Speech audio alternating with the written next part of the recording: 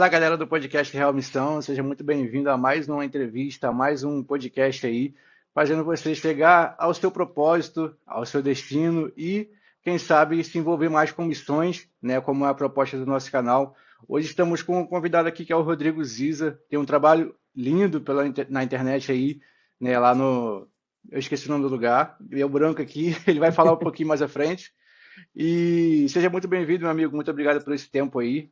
E que seja muito bom e proveitoso essa conversa aí, que mais pessoas possam se envolver com missões. Fala um pouquinho de você aí, Amém. apresente qual é o seu nome, seu trabalho um pouquinho. Tá, meus amados irmãos, a paz do Senhor Jesus, eu sou o missionário Rodrigo Cisa. Eu estou aqui no Alto Rio Trombetas, no oeste do Pará, no interior de uma cidade chamada Oriximiná. Nosso trabalho aqui é com os povos quilombolas e ribeirinhos, né? Moramos na beira do rio.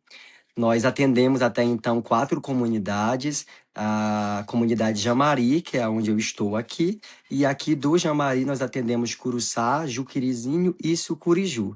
3 dessas comunidades ainda não têm igreja, então a gente vai esporadicamente realizar os cultos, e aqui realizamos um trabalho com as crianças, com a comunidade. Inclusive hoje mesmo vai ter culto na casa de uma criança chamada Jennifer, e vai ser uma bênção, se Deus quiser. Amém, bênção demais, né? Cara, eu acompanho muito seu Instagram, né? Vejo o trabalho aí, suas postagens são bem impactantes. Queria que você falasse um pouquinho do apoio, né? Antes de a gente entrar nas perguntas aqui, do apoio, de como é que funciona, você faz parte de uma rede, tem alguma coisa assim, que alguém apoie mesmo, né? Missionários que enviem oferta, igrejas. Fale um pouquinho sobre isso.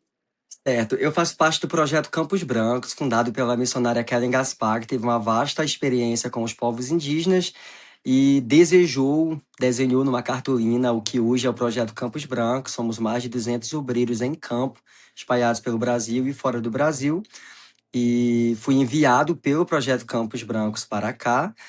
Existe uma escola de missões dentro do Campos Brancos, que é a Escola Pacau Oromon, que é o nome que ela recebeu enquanto atuava entre os povos indígenas. Depois de formado nessa escola, então a gente é enviado. Então aqui estou, mas, no entanto, para todos os trabalhos que nós desenvolvemos de construção, alimentação das crianças e tudo, nós contamos muito com a ajuda dos irmãos que ofertam na nossa vida. Inclusive, as redes sociais são uma ferramenta extraordinária para isso, porque as pessoas elas ofertam em um trabalho que é real e aonde elas têm conhecimento de que esse trabalho existe. Se elas não souberem que nós existimos e que estamos realizando esse trabalho, elas não terão como serem motivadas a ofertar. Mas uma vez que o conhecimento da causa chega, então a motivação para ofertar também chega. E eu costumo dizer que a igreja que fica precisa segurar a corda para o missionário que vai. Só assim a missão pode acontecer, quando aqueles que ficam entendem que, embora também devam ser missionários locais, mas o missionário enviado para o campo transcultural, ele enfrenta adversidades, dificuldades e privações que a pessoa que está na sua congregação, com o seu trabalho, jamais vai enfrentar. O desafio desse lado da missão é muito maior, por isso nós contamos com o apoio da igreja que fica. Sim, interessante.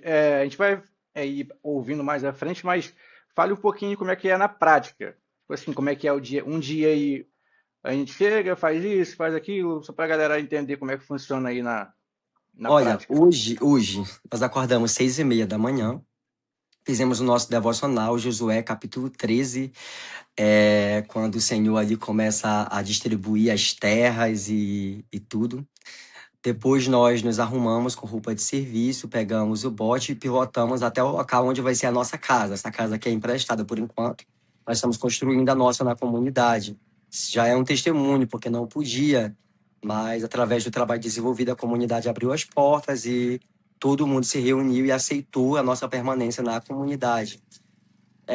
Nós fomos para lá, roçamos e colocamos já a linha, né? Medimos toda a área onde vai ser a casa para agora à tarde já poder fincar os esteiros para poder começar a construção.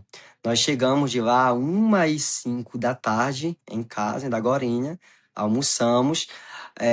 Depois que terminarmos esse momento aqui, 3 horas da tarde, eu vou ter um momento com 4 crianças, que a gente vai começar hoje o projeto de leitura e interpretação de texto, para que elas possam desenvolver mais e, quem sabe, no final do ano a gente fazer um concurso de leitura. Quando a gente finalizar isso, a gente começa a organizar, porque às 7 da noite vai ter um culto na casa da Jennifer, que é do projeto Jesus na Casa. Toda segunda-feira o culto na casa de uma criança.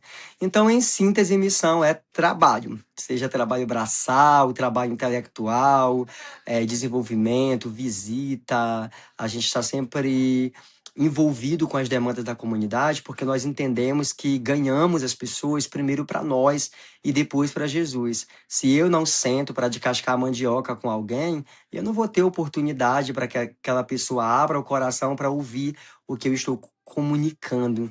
Mas enquanto nós estamos envolvidos nas demandas diárias, surgem-se então as oportunidades de comunicar as verdades da palavra de Deus. Sim, interessante. Aí você falou que a casa aí não podia ter, aí liberaram, por que que não poderia? Se É, puder essa, é uma, falar, claro, né? essa é uma região bem difícil no que diz respeito à liberação para qualquer coisa. Então, aqui, para qualquer situação que aconteça, toda a comunidade precisa aprovar. Então, como normalmente o catolicismo chega primeiro, então o que predomina é a outra religião. Então, há uma resistência muito grande para os crentes, para o evangelho. Então, para que essa porta fosse aberta, a gente tem, por exemplo, um histórico aqui de perseguição, de muita dificuldade para aqueles poucos crentes que aceitaram Jesus inicialmente. Então, hoje, graças a Deus, as portas se abriram e nós temos cultos marcados nas casas porque nós entendemos essa chave. Nós ganhamos as pessoas para nós, elas precisam nos amar e isso se dá através do relacionamento. Aí, então, as portas se abrem e nós podemos, então, apresentar Jesus e, graças a Deus, a porta está aberta. Amém, benção. Vamos partir para as perguntas aqui.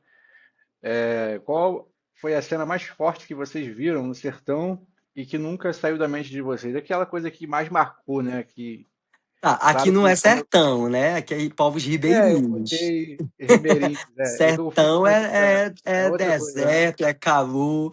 Nós estamos aqui, o rio fica bem aqui do lado, então já tem água até demais.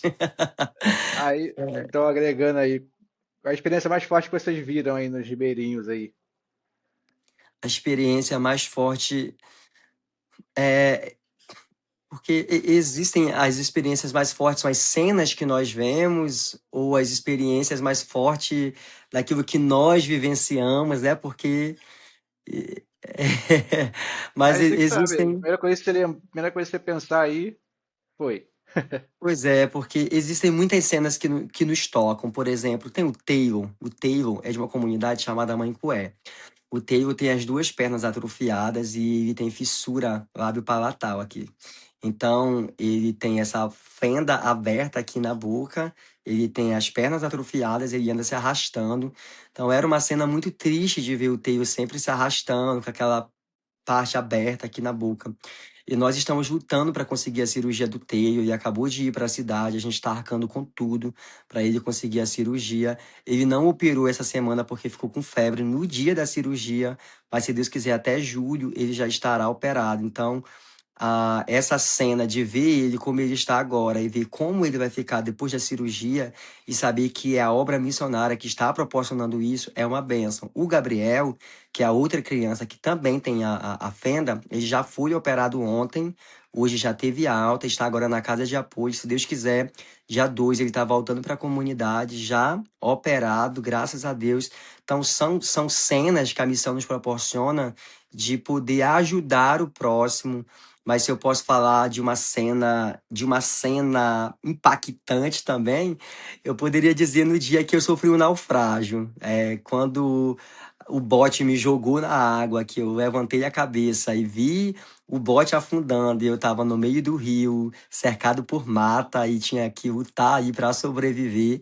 Foi uma cena bem forte. Então, nadar pra ribanceira, ficar dentro da mata até meia-noite, cercado assim por tantos perigos, cobras, onças, jacarés, e Deus ali dá livramento. São cenas e experiências que jamais viveríamos em casa, mas que nos respaldam, porque nós poderemos então dizer, como Paulo, eu carrego no meu corpo as marcas do Senhor Jesus. História com Deus não é algo que a gente ouve apenas de outras pessoas, é algo que a gente precisa construir com Ele.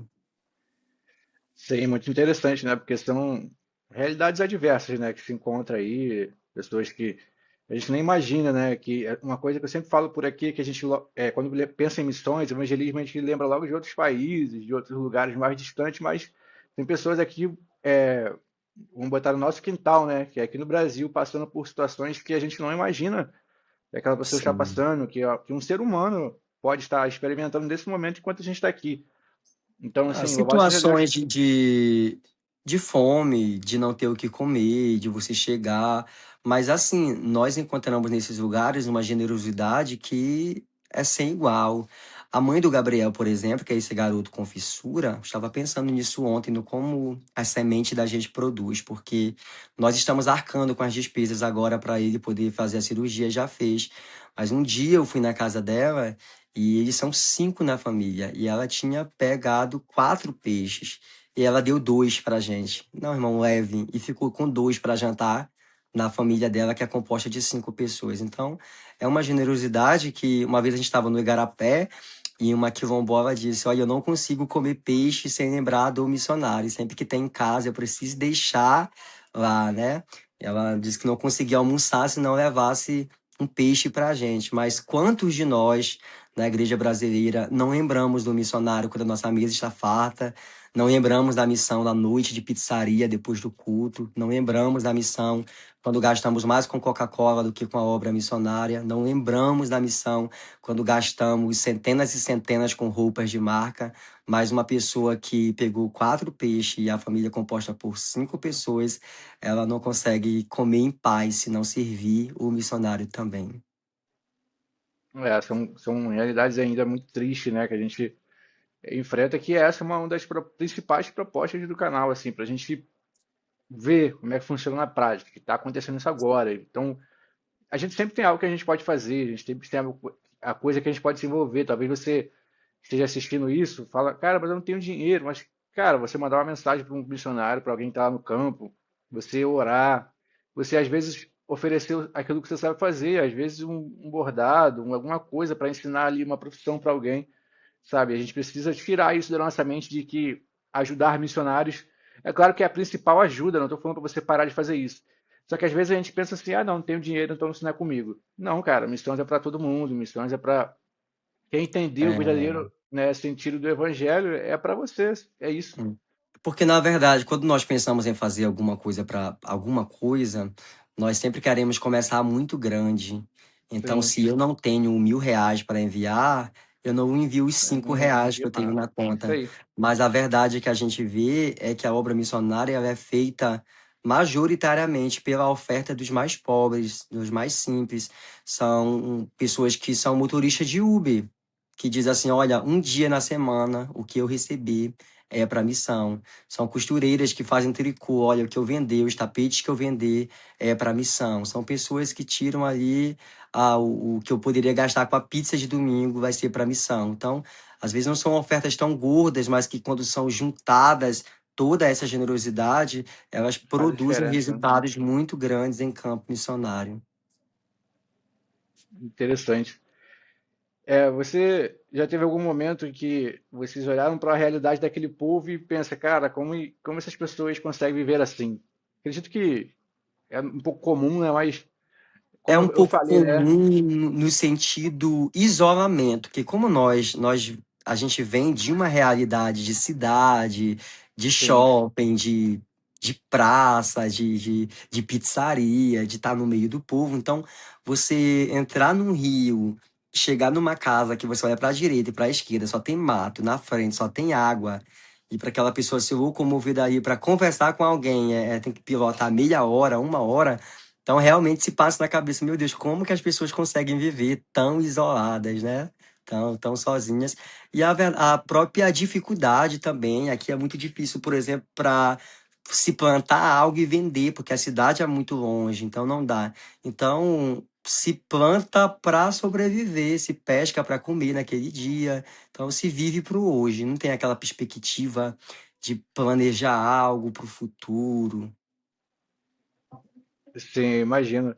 Tem até um grupo aqui da igreja de dois pastores e um irmão que está em Marajó também, que eu vi que lembra um pouco a realidade daí. Não sei se você está perto de lá ou se é bem distante, mas tudo é barco, né? Tem que pegar barco. Aí a rua lá é um rio, né?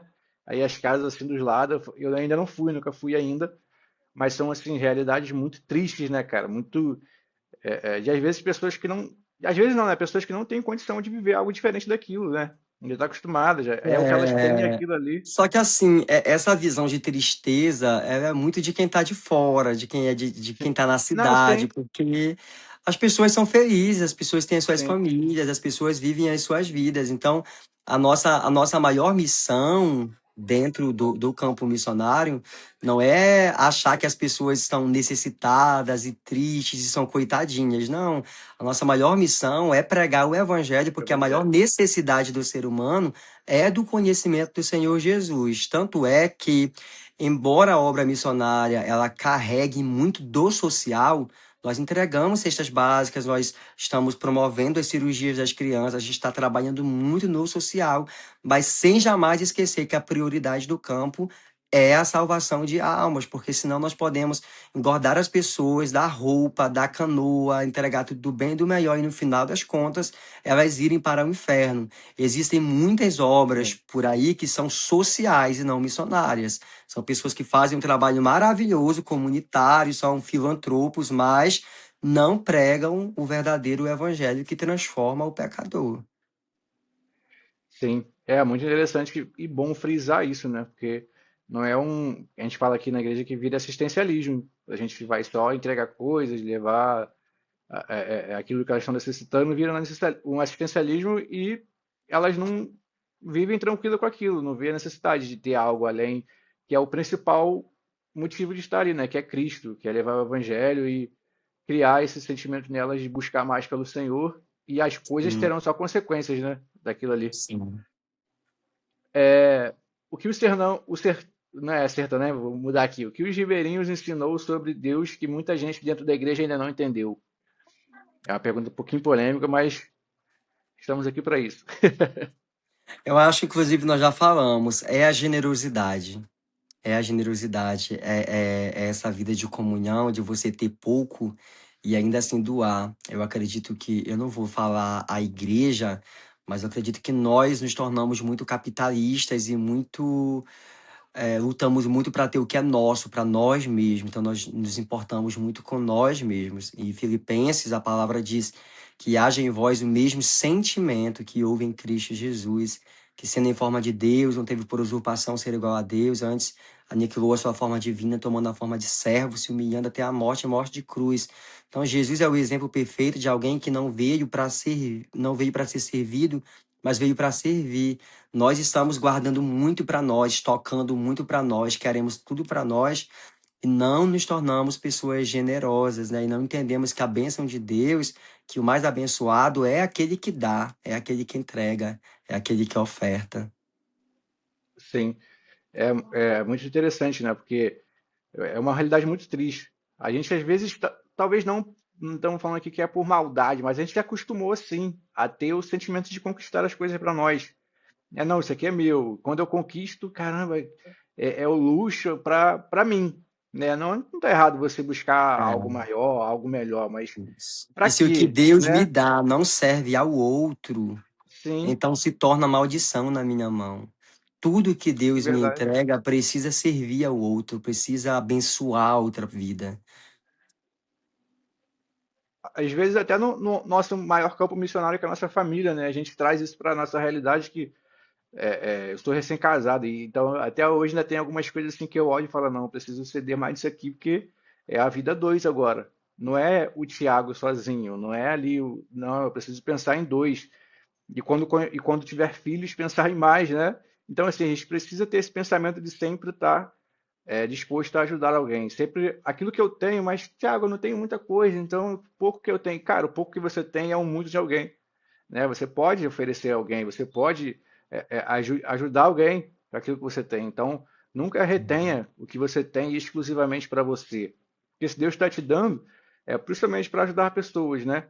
E, e fazer Deus conhecido através também das nossas atitudes, né? Do nosso compartilhar, do nosso dividir. Então, acho que isso é muito interessante. E a última aqui, se hoje o Brasil pudesse enxergar por um minuto a realidade aí dos ribeirinhos, o que você gostaria que todos vissem? Acho que deu para entender um pouquinho melhor, né, do decorrer do vídeo, mas o que você gostaria de... Cara, isso aqui. Acho que as pessoas, né, sempre tem aquela principal coisa aí.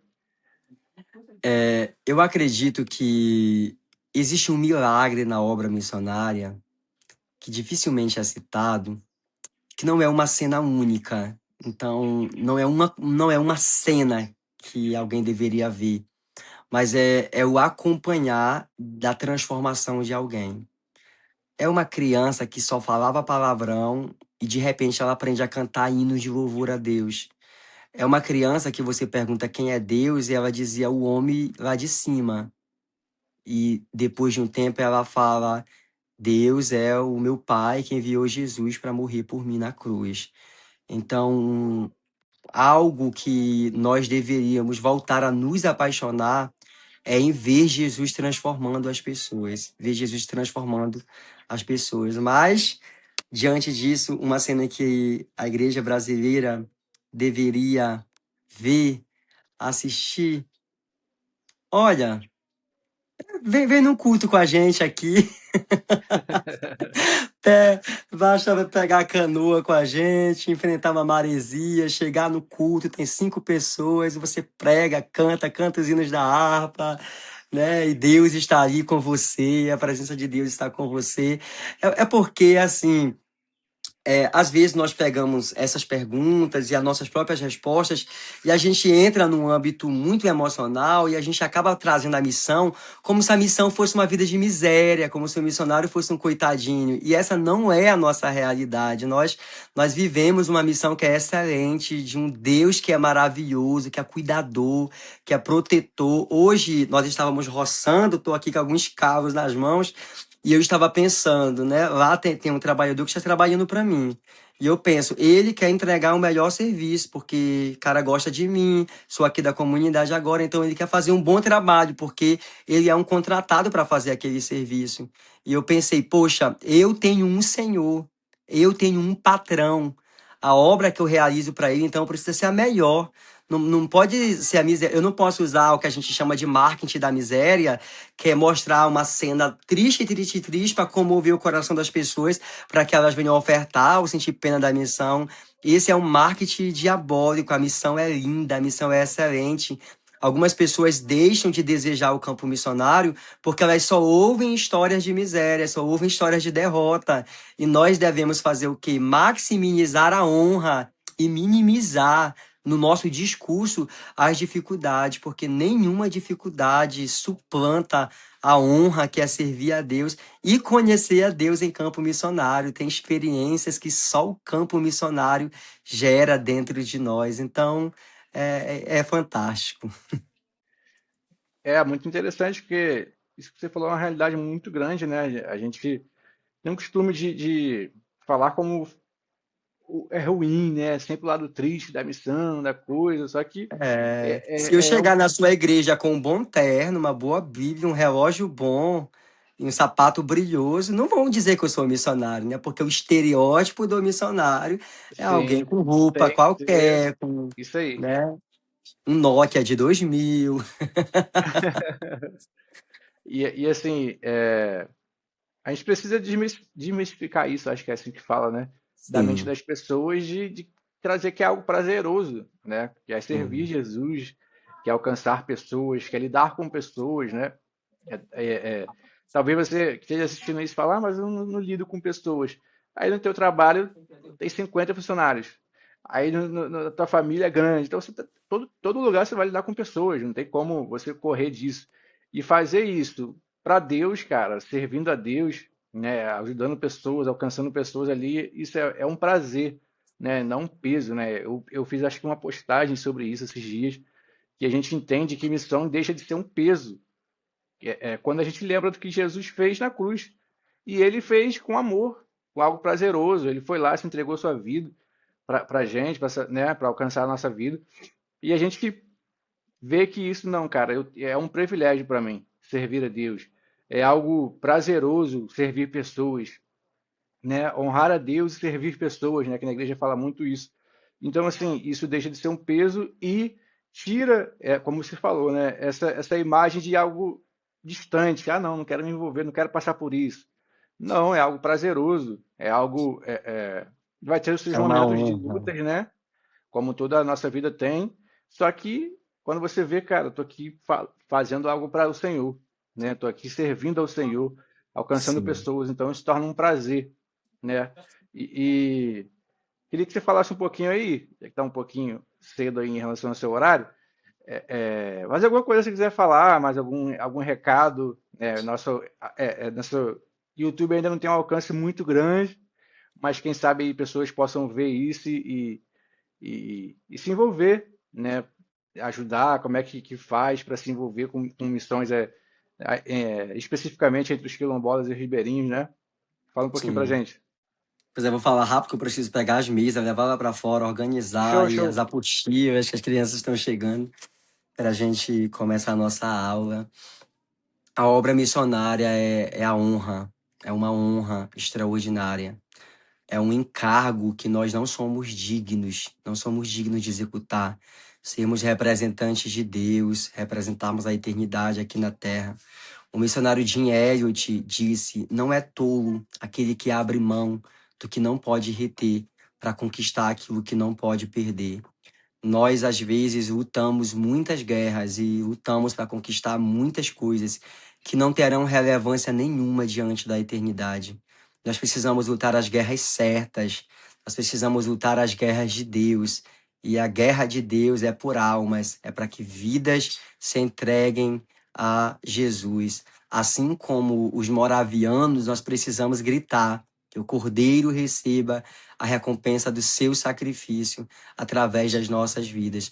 Nós não podemos deixar para o outro, responsabilizar o outro sobre algo que é responsabilidade nossa. A obra missionária é uma responsabilidade todo cristão.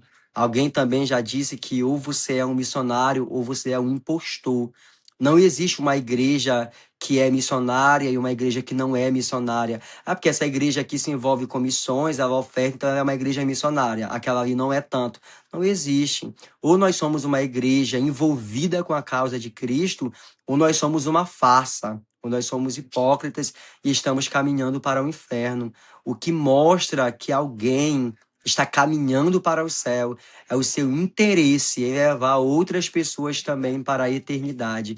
Nós estamos aqui no Alto Rio Trombetas, gastando as nossas vidas pela obra missionária.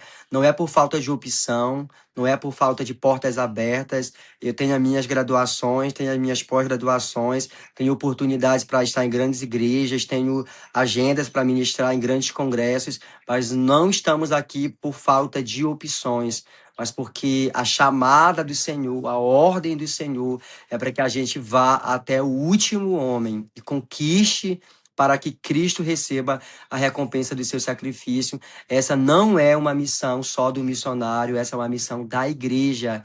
E se o missionário tem vivido uma vida de miséria, é uma vergonha para a igreja. Se um missionário vive uma situação de dificuldade, passa fome, usa roupa de segunda, é uma vergonha para a igreja, porque a igreja que fica precisa cuidar do missionário que vai. Nós representamos a eternidade aqui na terra, nós representamos a eternidade aqui no Alto Rio Trombetas e estamos realizando os cultos, estamos discipulando as crianças, ajudando na alfabetização, na leitura. Nós cansamos, nós sentimos saudade da família, sentimos saudade dos nossos primos que crescem sem nos ver, dos nossos pais que envelhecem sem que a gente esteja lá para presenciar, mas custa e vale a pena. Às vezes nós não fazemos nada porque nós não queremos que custe nada, né? É quando a pessoa diz assim: "Ah, não vou jejuar porque dói minha cabeça, eu não vou jejuar porque eu vou sentir fome. Ah, não vou para a missão porque vai ter dificuldade". É claro que vai ter. É claro que vai ter, mas aquele que leva a preciosa semente andando e chorando, ele voltará sem dúvida trazendo os seus molhos cheios de alegria. A nossa recompensa não está aqui na terra, a nossa recompensa está na eternidade. É para lá que os nossos olhos devem estar voltados para a eternidade. Estamos aqui, não sabemos se voltaremos para casa, se vamos morrer por aqui. Sabemos, a nossa vida está entregue na mão do Senhor e Ele nos tem para fazer o que Ele quiser. O meu pedido é: ore pelos missionários, mas ore de verdade. Ore chorando, ore com lágrimas, ore citando o nome, ore falando das dificuldades, ore pela vida emocional, pela vida espiritual, ore pela família, ore pelo futuro, ore. Ore por nós. Eu costumo dizer sempre no Instagram, brincando, mas é verdade. Ora por nós, senão a gente morre. Ora pela gente. Deus abençoe. Sim, muito Siga nas bom. redes sociais. A gente Irmão Cisa é meu fala aí. Instagram. E lá tem a chave Pix, meu WhatsApp na biografia também. E estamos por aqui. Meu irmão, muito obrigado por esse tempo aí que você teve. Que Deus continue abençoando sua vida, renovando suas forças, provendo tudo aquilo que vocês precisam aí. Você viu que eu criei um canal lá, e vou falar aqui para você, criei um canal sobre missões para você ver mais de perto sobre missões, receber notícias ali de pessoas que estão ali na hora ali, vivendo aquilo ali, né? Talvez alguma demanda de alguma necessidade que precisa de algum lugar, alguma coisa. Vai estar lá no Uhum. canal, você pode se envolver, participar. Pô, eu queria orar, mas eu não sei como orar. Vai estar lá os motivos, os pedidos e as formas que você tem de participar e ajudar. Eu vou deixar em algum lugar aqui do vídeo, provavelmente no link na descrição aqui embaixo, e no nosso Instagram também vai estar lá. E que Deus abençoe a sua vida, meu amigo. Muito obrigado mais uma vez por esse tempo. Que Deus Deus abençoe, Thiago. abençoe Tamo aí. junto. A gente vai se falando aí, acompanhando o seu trabalho. E você já segue aqui, está aqui do lado, vou deixar o QR Code aqui da conta do Instagram dele. E você chegou até aqui, já se inscreva no canal, deixe o seu like, não se esquece que isso ajuda a alcançar cada vez mais pessoas. Nós precisamos tomar as redes sociais, os streamings para Deus, né? Tem muita coisa ruim acontecendo aí, nós precisamos levar o nome de Cristo e tudo aquilo que ele tem feito no mundo afora, em nosso estado aqui ou no Brasil, em missões, evangelismo, propósito. Então nós precisamos levar isso e nós fazemos crescendo aqui cada vez mais com a sua curtida, com sua inscrição. Então que Deus te abençoe e até o próximo episódio. Amém. Valeu, meu Deus amigo. Muito abençoe. obrigado.